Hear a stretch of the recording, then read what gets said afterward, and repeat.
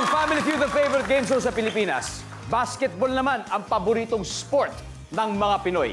Kaya ngayong gabi, mga college MVPs at champions ang inimbitahan natin ngayon. Mabilis umatake ang unang team. Here are the Net Ninjas. Galing kaming NCAA on the way to 200K. May journey! Bagay na bagay itong katapatin nyo. Kasi yung pangmalakasan din sila. Kaya eto na po, nag-assemble na ang Hoop Heroes. Astig sa bola, hindi pang bobola. Magaling humula. Panis ang kabila. Amazing! So dito muna tayo sa dugout ng Net Ninjas at ang numero 1 ninja. Naglalaro para sa Gensan Warriors sa Maharlika, Pilipinas Basketball League o MPBL ni former Senator Manny Pacquiao. Eto na, si Ant-Man Mark Cruz. Mark, welcome to Family Feud. Kamusta, Mark? Thank you. How's everything? Okay na okay, kabado pero excited. Kayang-kaya mo yan. Kayo pa ba? Sino-sino ba makakasama mong Lodi na maglalaro ngayon? At yung unang nasa kanan ko, ang sexy shot ng Binangonan Rizal, John Wilson. Welcome, John. Itong next naman, ang cool dad ng Taytay, Nicole Sorella. Nicole.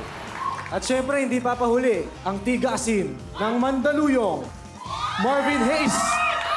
What's up, Marvin? Mark, tatlo sa inyo ngayon ay magkakampi sa professional league. Yes. Di ba? Pero sino bang hindi? Si Marvin Hayes. Si Marvin. Pero doon lang sa professional Yes, league. yes. O, parang hindi nagsaspy yata si Marvin. Import ako, import nila. Import. Pero siyempre, Original, dapat kami Gensan Warriors. ayun, o. Spy. Pero siyempre ngayon, isang buong team kayo, di ba, Marvin? Yes. Ang Net Ninjas buong buo, kaya good luck sa inyong pagsasagot dahil medyo mga top answers ang kukunin natin dito. Kayang-kaya niyan. Good luck. Good luck. Alam ko na sobrang solid din ito, pero paano yan? Solid din itong kabila. Ito na po sila, ang Hoop Heroes, led by a two-time college champion, ang master ng hook shot, si Captain Hook. Wala iba kundi si Mac Cardona. Mac! Well, kaya mabuti naman, Mac.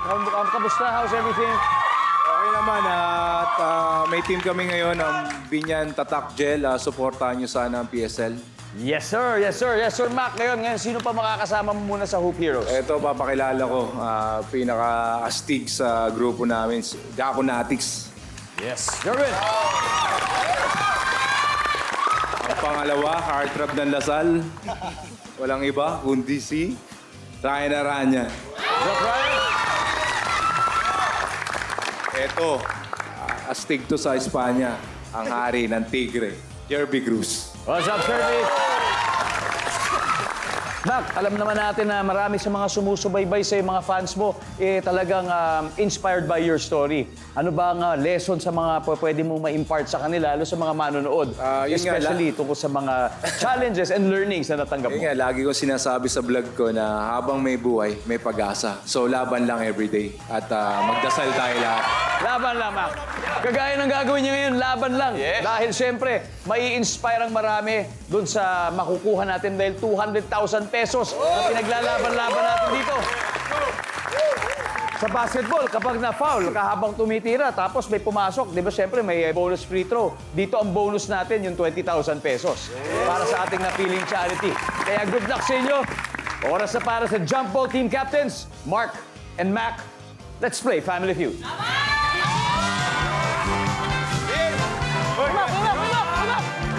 Ayan mo tayo. Oh. Top 6 answers are on the board.